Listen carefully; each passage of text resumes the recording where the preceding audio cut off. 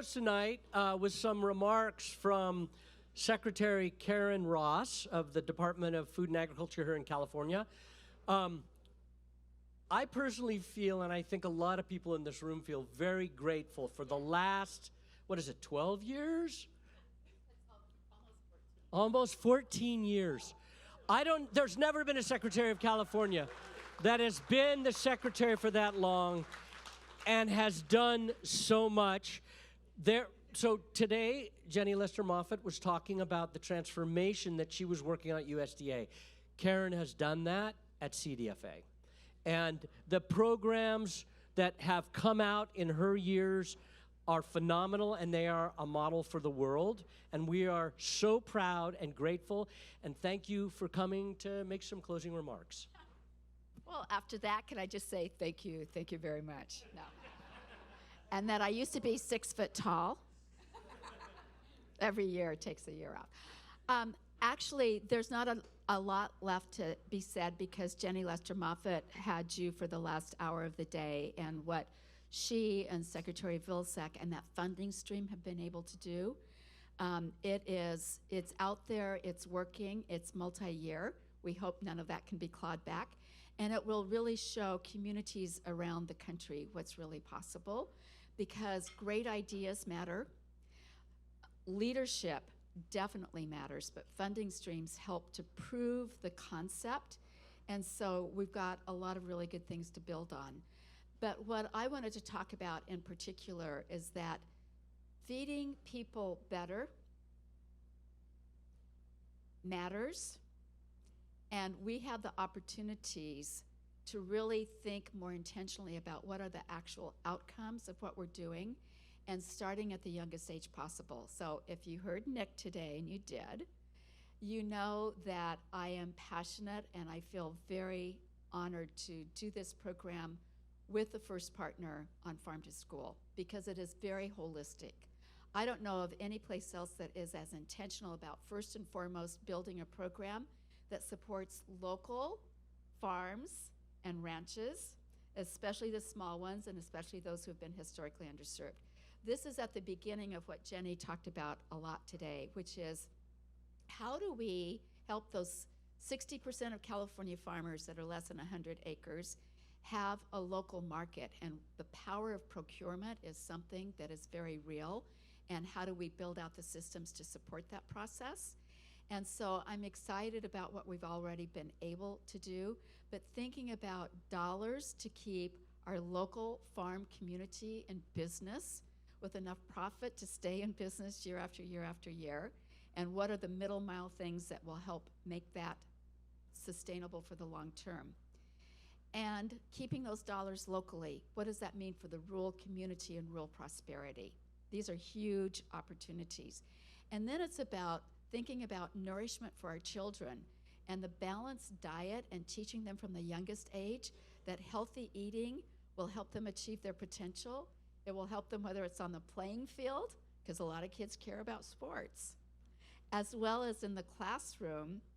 But what we did when we put together our roadmap, it was extensive interviews with administrators and school board directors and parents and the students and school nutrition directors. And we all have a huge stake in supporting our school nutrition directors. They have a really hard job.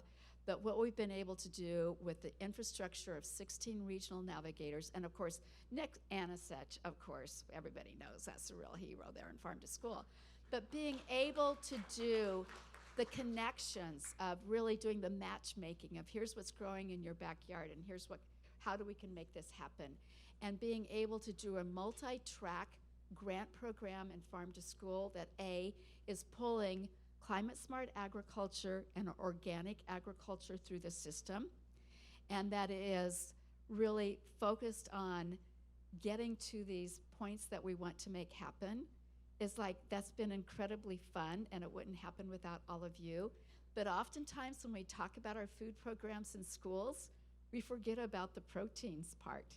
And that's where you all come in, and the really important work that you're doing, that this is all of us working together as good neighbors in rural communities, making sure that children are nourished and find the food eye-appealing and flavorful, which is why chefs matter. But everybody knows that, right, Patrick? And if you could see the network that is happening because of chefs now working in school nutrition programs and the networking that's happening to really make sure that it's eye-appealing and flavorful, that's going to be transformative. And then the experiential learning. The first partner has this very holistic view. It's the whole child that we need to think about, and that's setting lifestyle habits that will avoid the chronic diseases that on NPR last Friday I heard are $5 trillion a year in cost to the healthcare system. And I keep every person I've talked to, and I've already talked to 2 tonight, I started out going, if we could just get $1 or $2 billion of that to be invested in farms and children, I'd be satisfied. Well, a little while ago, I said, how about 10 or 20 $billion? And then I said, oh, heck, why not 100 or 200 $billion of that that's invested in farms, the middle mile supply chain issues, and our children? Wouldn't that be a great exchange of public dollars in exchange for public benefits? So here's to the work that's been happening for over a year. Here's to UC for bringing your power of procurement to this. I can't underscore how important that is. And here's to each and every one of you who have been in this space for a long time and are new to it. Thank you. Salud. Here's to better health with better eating. Mancha, mancha, mancha. Thank you, Karen.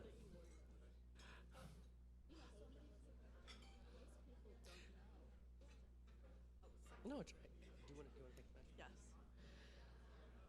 All right, everyone. And before we walk into the very last, or sit into the very last aspect of our evening, we want to say a special thank you and recognition to everyone who helped bring all of our meat and other regenerative produce to the table today.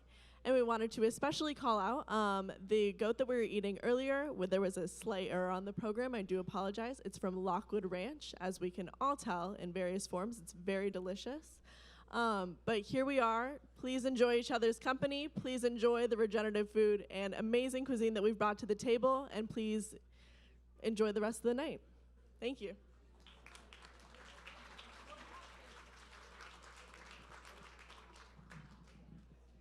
All right, I still haven't learned what this thing is for.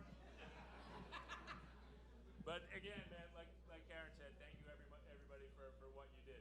So the goat, we did give you 3 kinds of goat, right? The oh shit, that's hot jerk goat, and some of you had out there. And then goat floss, right? So dried meat on top of the little Laura Chanel goat cheese, and then Juan made of Vivian Rojo. So, but now tonight, we're gonna go into your next generation of goat. So on your salad, you're gonna have a little more of the goat floss as well. I cured the bellies really quickly and smoked them outside, actually with a pancetta cure, and then some honey on the outside, so a little candied bacon, goat bacon in your salad. And then we took the back strap and a couple of sirloin muscles off of the top of the rump to cut, so you'll all get to taste a piece of just roasted goat, and boy, that thing is delicious. The pig that we're gonna have on the and for whoever out here is halal, goat and lamb, both halal. The pig is not halal, nor is it kosher, but it is yummy, right? So I made a sugo. Our friends grew some Calabrian chilies in that, and it's really beautiful and rich. If you are not a pork eater, let them know, because what I did was take the lamb shanks and braise them in separately, so then you can have a halal, good-to-go meal. And without cheese, it can be kosher.